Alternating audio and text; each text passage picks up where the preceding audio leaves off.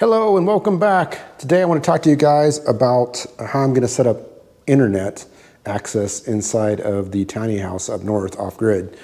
So we don't have any internet up there. So what I plan on doing is I plan on putting one of these extenders in there, one of these Wi-Fi extenders, and hooking that up so that it can connect to my phone. So I've been kind of playing around with one of these extenders that are normally used in your house if you want to extend the Wi-Fi signal to a spot in your house that doesn't have very good signal. You can buy one of these, plug them in. They make several different versions of them. This is probably the smallest version, so it doesn't have a huge amount of bandwidth, but it's got, enough to play around with it, and I think enough for what I'll be doing up there.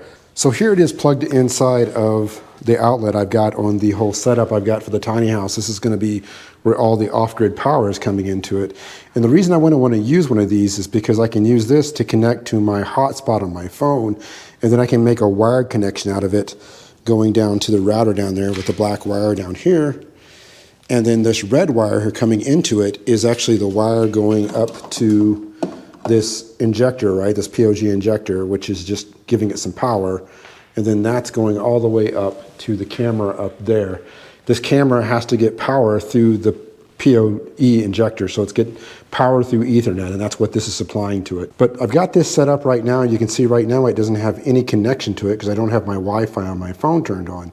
I've already done some setup in it to make it connect on 5G, which is a little bit faster than the 2.4 gigahertz band, but either one of them will work. But in my case, I'm going to set it up as working on the 5G network. So you can see there that the lights weren't on the device. And you can see here on the computer screen that internet is not connected right now. And so my cell phone is going to be the router on this in this situation. Like I said, it's typically for a house setup where you would set up your house router to connect to this extender, which is called this RE205. And then from there you can connect clients to it, whether it be wired or wireless. And so right now my phone would basically be that router. So here's my phone. I'm going to turn on the hotspot for the phone. So I'm going to turn that on. That'll start putting a signal out. You can even see down here right now, the computer does not have an internet connection. It's connected to this Heart Pond Internet G5 or 5G, and we'll show you what that's about here in a second. But that's what it says it's connected to, and it doesn't have any internet access. But now that I've turned on the hotspot on my phone, this device isn't going to go look for it again. It looks for a while, then it'll stop searching, right? So in order to make it search, we're going to have to unplug it, give it a few seconds to make sure there's no capacitors in there or anything like that. About 30 seconds usually. I don't know if it's been 30 seconds. It's probably only been like 15 to 20 seconds. But I'm going to plug that back in. You'll see the lights on this will come back on. It'll start blinking here in a second as it's booting back up.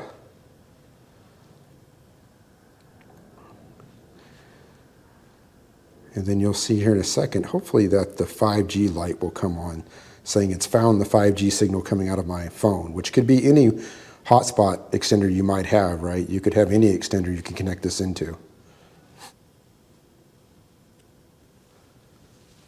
So there you go. Now you see the lights came on. It's got a 5G connecting to my phone. Says that it's got a good signal. And if we come back over to the computer, you'll see down here it's starting to say it's got an internet connection now. And now that it did that, the computer is kind of redoing itself saying, hey, you've got an internet connection on here. So it wants me to relog back into that. When you first set this up, you'll have to set your own password for it. So after you get through that password screen, we're back on that screen I was on before. And now you can see that it says it's got an internet connection.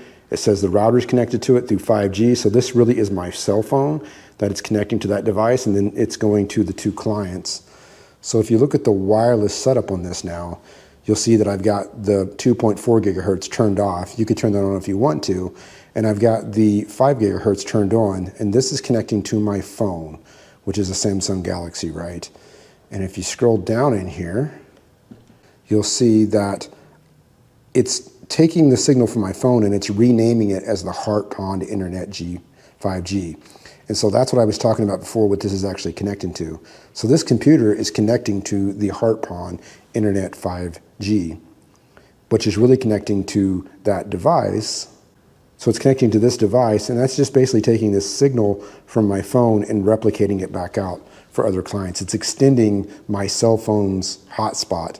so that it's available for other places. So that's really how I plan on having internet out there. I'm going to extend my cell phone across a small network there, create a hotspot that also has wired and wireless signals. That's why I'm using this device, so I can have some wired devices into it through Ethernet. And then you can see on the other tab here, it's got the clients listed. It's got my computer here we're running on, and then it has Anonymous, which is actually that camera that's plugged in up above. So like I said, that's how I plan on putting internet out there. So that way when I go out there to that tiny house, I can just take my phone off and I can turn on the hotspot. I'll have to unplug that device and replug it back in, and then it'll reset itself, connect to the network, and everything will be up and running at that point. So they make several different versions of these, TP-Link does, and there's other brands out there as well. I'll put a couple of links down below of this one and some newer versions that will even have faster speeds than this one. I'll put the links down below in the description. But that's what I plan on doing for getting access to the internet while I'm out there off-grid in that tiny house I'm building. So with that, I want to thank you guys for watching. Be sure to like this video and give me some comments about what you think about using this to get internet access for the off-grid cabin out there. We'll see you guys on the next one.